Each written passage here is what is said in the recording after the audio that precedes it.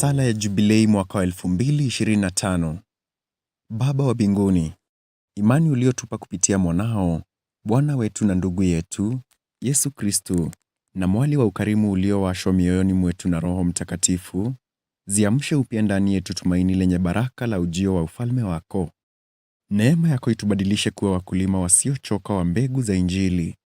Mbegu hizo ziweze kutufanya upya kutoka kwa ndani ubinadamu wetu na ulimwengu wote katika matarajio ya uhakika wa mbingu mpya na nchi mpya, ambapo nguvu za uovu zikiangamizwa, utukufu wako utang'aa milele.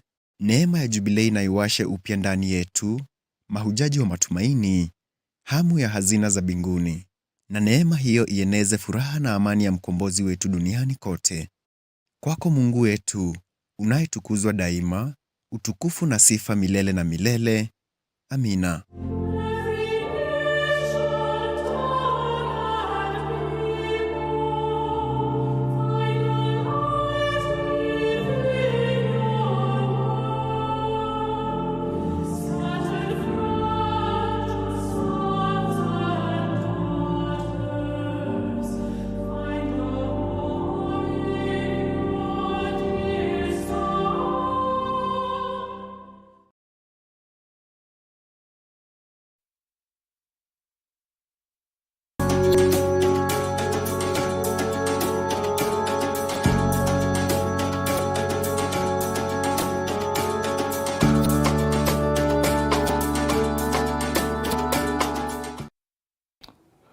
Hello, and thank you for joining us for today's edition of Catholic Focus.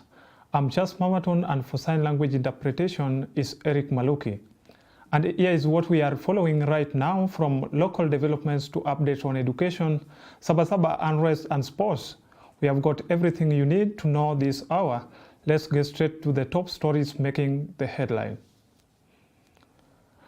Busia County Director of Education James Ekalio has commended the Center for Mathematics, Science and Technological Education in Africa for its STEM outreach program, saying it will play a key role in achieving a 60% transition into the STEM pathway ahead of grade 10. Paris Wangombe reports. Speaking at Kisoko Girls Primary School during a teacher-learner hands-on STEM training session, Ekalio praised the initiative for equipping learners with critical problem-solving, innovation and creative thinking skills. The CBC competencies. I've seen learners do things in groups themselves after the teacher has demonstrated. So that's cooperative learning and teamwork. I've seen them solving problems. You know, they do not know how a bulb lights when a battery is connected. And I've seen learners themselves do it. So because they didn't know and now they're able to do it, that is already problem solving.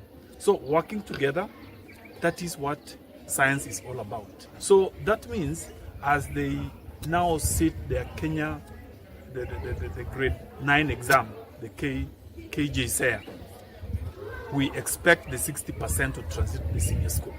And this is what we are seeing. I've seen the learners so excited, you know, catching up on what they're being taught, and so the 60% transition for our learners to the STEM-related subjects in the senior school will be real.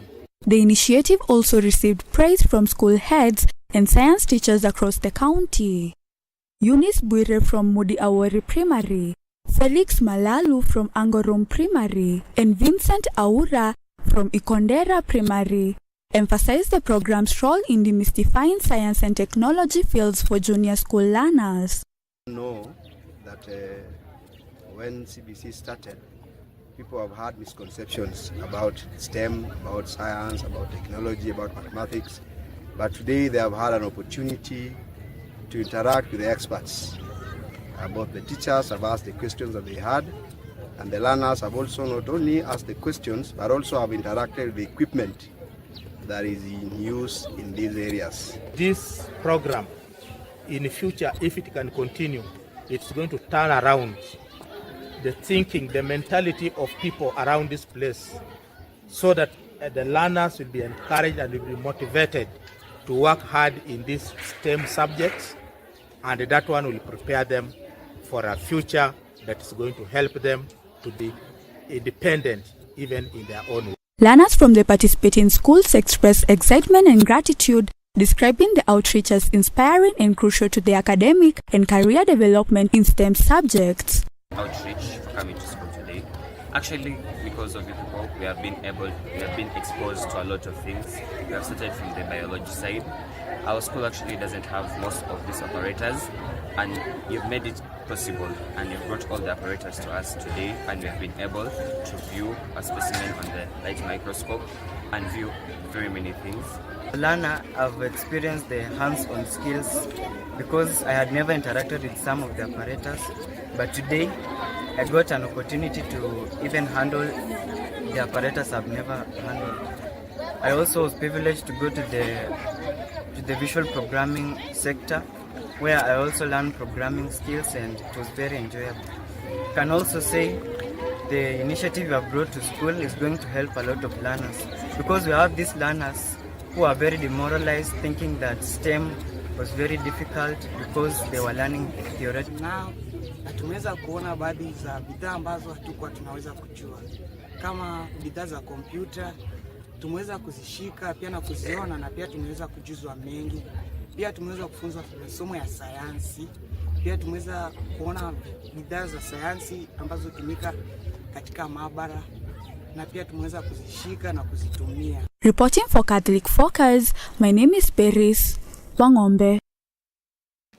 And in Murang'a County experienced a wave of an arrest on Monday as Sabasaba demonstration turned violent, resulting into a major damage to property and injuries across several towns. The chaos escalated in Kangema, where protesters looted business and attempted to burn down the under-construction Kangema market. Kangema OCPD Andrew Mandare confirmed the incident and stated that the investigations are underway. Witnesses claimed that the group of non-local youth was at the forefront of the protests and looting. Local leaders have condemned the violence and called on politicians to refrain from using young people to advance divisive or destructive political agendas. I want to thank the business community for Kangema because they regrouped immediately and they protected their businesses. But now the area that was left exposed is this market, because now the market is a government entity. Therefore, they pulled down the gate, they accessed the market, they broke the stores, they started burning some of the things around here. But I wish to call upon the politicians. Let them understand. You will not rise to power stepping on the blood of our young people. Don't use the blood of our young people to rise to power. Kangema residents are peaceful. Tuna huzuni sana juu kuna watu wageni walikuja huku na wakaanza kumobilize, wakakuja wakaanza kuchukua matire, wakaanza kuwaka moto na hata waliharibu hata soko. Tulisikia aibu, hiyo ni jambo la aibu sana, na tukaona hiyo si kitu ya maana. Hiyo si kitu mzuri juu haifai, juu hii soko inajengwa hapa inasaidia akina mama wetu, brother zetu, masista zetu, hao wote wanasaidiwa na hii soko. Kwa hivyo tunafurahia sana, hata kama kuna mambo yenye inaleta taswizi katika serikali, tafadhali tuongee, tuelewane. Askari juu walikuwa watatu wakarushiwa mawe. Hawangezana na hiyo umati juu watu walikuwa wengi. Na watu wenye walikuwa hapo si watu hapa Kangema, wachache tu ndio walikuwa hapa Kangema. Wao watu walikuwa watu wametoka mbali juu si watu. Mimi nimekaa Kangema for more than 20 years. Na siwezi shindwa na mtu mwenye ako hapa town. So hao ni watu wenye waliletwa na kutoka mahali pengine. Na walileta kitu kama saa 12:30, lakini hasa demonstration ilianza kitu kama saa 1:30, of which mimi najua kama kulingana na laws of Kenya, demonstration ama hiyo mambo ya kudemonstrate inafaa kuanza saa 2 inaisha saa 11.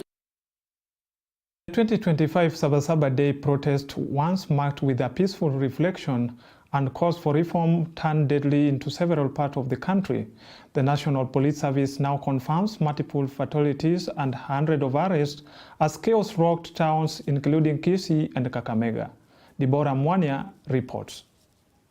In Kisii town, where Sabasaba has traditionally been commemorated with peace, tension and fear replaced the usual calm. Shops remained closed and security personnel patrolled key areas. Dozens of youth took to the streets, decrying the high cost of living and poor leadership. But the demonstrations turned violent outside the office of the Kisii County Women Representative, Honorable Doris Donya. 5 youths were injured after allegedly being shot with arrows by individuals inside the building who claimed to be defending the premises. The victims were rushed to local hospitals for treatment. Okay, kwa majina naitwa Emmanuel Otuori. Ndio natoka hii sehemu ya Bunjari. But kuna kitu kimenishangaza sana. Wakati we have leaders who are supposed to protect the citizens, but it's so shocking that they are trying to hire goods kuja kuumiza watu wengine. Kama sasa hizi tumechanga pesa, by the way. Tumechanga pesa, kuna kijana mmoja hapa hivi ashapiwa mshare. Na hiyo mshare tukiangalia tumeambiwa eti wenye mshare wako kwa women rep. So tunashangaa sasa women rep. We voted for you so that at least we can air our views as citizens so that watu wasaidike. Sasa mkianza kuleta maguns, waanza kupiwa watu mishare. Surely, as leaders, wanaweza tufanye nini? By the way, I condemn that thing because sisi ndio tuko hapa hivi. Wenzangu wako hapa. Sisi ndio tumechanga pesa. Tumechanga pesa, mgonjwa amechukuliwa hospitali. Hapa whereby we were expecting waandamanaji waandamane wakiwa bila kuharibu kitu yoyote. Lakini sasa maandamano ikiingiwa na wakora ndani, wanaharibu maandamano yenye ilikuwa ya haki kwa kila binadamu. Hii ni kuharibu siku ya Sabasaba na kile jenye ilikuwa imetengenezewa kutoka waanzilishi wetu. So saa hii vile mmoja wetu amepigwa mshare, au si askari au ni goons ambao wameletwa na watu wenye hatujui, but tunaomba serikali ifuatilie maneno ya goons kuingilia maandamano ya Gen Z. In Kakamega town, clashes erupted after midday between police and protesters. One person was seriously injured and 25 others arrested. Hao wanakuja na bunduki watuue sisi. Na hii ni Sabasaba. Sisi inafaa tulinde hizo bunduki. Kuna sisi mimi nimekuwa hapa Kakamega saa hii.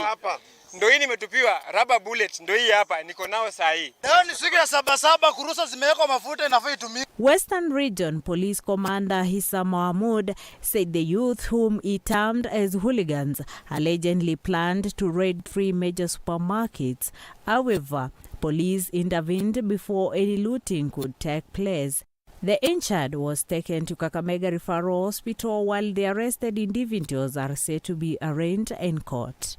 Nationwide, the picture was grim. According to the National Police Service, at least 11 people lost their lives and 567 individuals were arrested during the chaotic Sabasaba protests that engulfed the country on Monday. Police spokesperson Moshiri Nyaga said 52 officers and 11 civilians were injured in the violence. A total of 12 police vehicles, 3 government vehicles and 4 civilian cars were damaged, while businesses across multiple counties shut down amid widespread looting fears.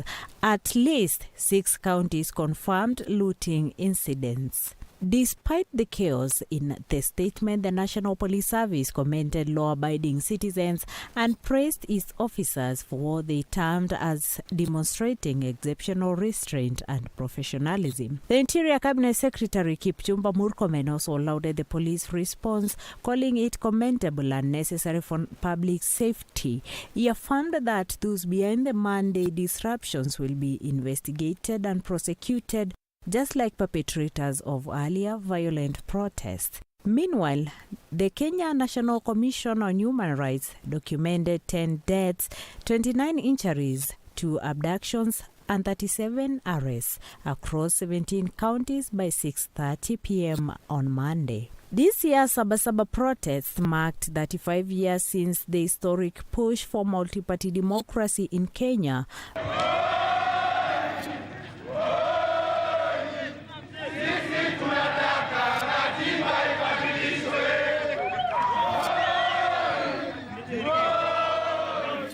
But for many citizens, the day was marred by violence, fear, and tragedy. As investigations continue, the nation is once again left grappling with a balance between civil liberties and public order. Reporting for Capuchin TV, Catholic Focus, I am Deborah Mwania. In Kakamega County, Musingu High School Scorpions will represent Kakamega County in the Regional Secondary School Football Championship after securing a second place by default. This follows Kakamega High School's failure to honor a replay match scheduled for yesterday at Nyang'ori School. David Kiprotich reports. Musingu High School Principal Bernard Lukuya and team coach Brendan Mwinamo expressed confidence that the Scorpions are well prepared to excel at the regional level, popularly known as the regionals. Kakamega High School, widely known as the Green Commandos, opted out of the replay match with their coach Samuel Oindo, stating they are awaiting a ruling from the Kenya Secondary School Sports Association Appeals Panel on a case they filed. We were able to go to Nyang'ori Boys after our first position was taken away because of saying we fielded ineligible players. However, after we went to the jury, they decided that the match be a replay to get the position 2. We went to the venue yesterday at Nyang'ori Boys, and our opponent, Kakamega High School, did not turn up. So we were awarded the match after full-time minutes of 120 minutes. We were given the certificate of participation. So we are raring to go to the region from 9th to represent Kakamega County as number 2 now, because we won number 1 and it was contested. So we'll be going there from Wednesday. We are ready. The preparations are in top gear. The players in good health. So we expect to get the regional title. It will be unfair for a principal knowingly to bring in a player who is not a student to the match. But because of the several rules, and if you read our cases, there are several rules, it is possible that one student or another may have documents which are not genuine. It can only be discovered through investigation. But to me, once the student is in school, there is a student. By the way, it is my submission that maybe in the future we should look at these laws. Kenya is disadvantaged in FESA games because of the age. So the issue of age has to be looked at by KSSA. It is not about KSSA only. Once the case reaches the county level, chaired by the county director of education, it's no longer a KSSA case. It's a ministry's case. So the ministry considers so many things before they make the decision. And I believe they also consult a lot. So once they have made a decision, this is not the first one. We have had several of them in this country where the matches are reported and they have been able to, maybe they have finished the matches, they have complained. The jury has ordered for a replay to be done. So perhaps they are in the best position to say why they made that particular decision. The replay match was expected to determine the second and third place positions in this year's Kakamega County Secondary School Football Tournament, key slots for qualification to the regional championships. Reporting for Catholic Focus, my name is Kiprotich David. Jubilation erupted at Jomo Kenyatta International Airport earlier today as Team Kenya received a hero's welcome after a record-breaking performance at the Prefontaine Classic in Eugene, Oregon, a major stop on the Diamond League circuit. Beatrice Chebet made a history by becoming the first Kenyan woman to run the 5,000 meters in under 14 minutes, setting a new world record of 13 minutes 58 seconds. Meanwhile, Faith Kipyegon thrilled fans once again by breaking her own world record in the 1,500 meters, cementing her legacy as one of the greatest middle distance runners of all time. The celebration at JKIA reflected the nation's pride, with families, fans, and officials from the Athletics Kenya cheering the team's triumphs as a symbol of unity and excellence in global athletics. exclusive performance by our athletes. We take this opportunity really to congratulate Chebet here, together with Faith, and all the other Kenyan runners who did very well in this event. And this shows how the talents in Kenya are abound, and that looking forward to the World Championships, we look forward to doing very well.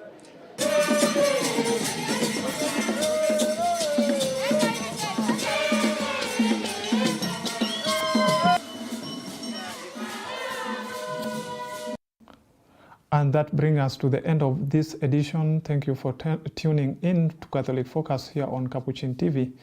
My name is Charles Mawaton, and our sign language interpreter has been Eric Maluki. Until next time.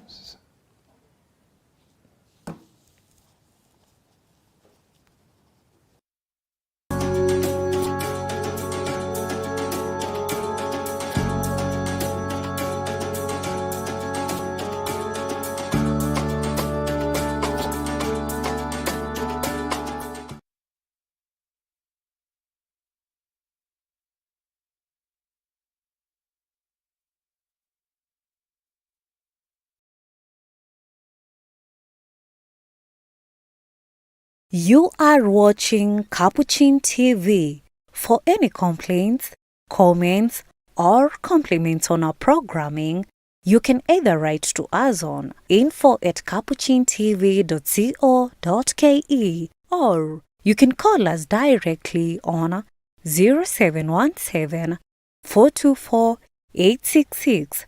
Your complaint shall be addressed within 7 days. Remember to keep a copy of your communication with us. Keep watching Capuchin TV, your Catholic identity.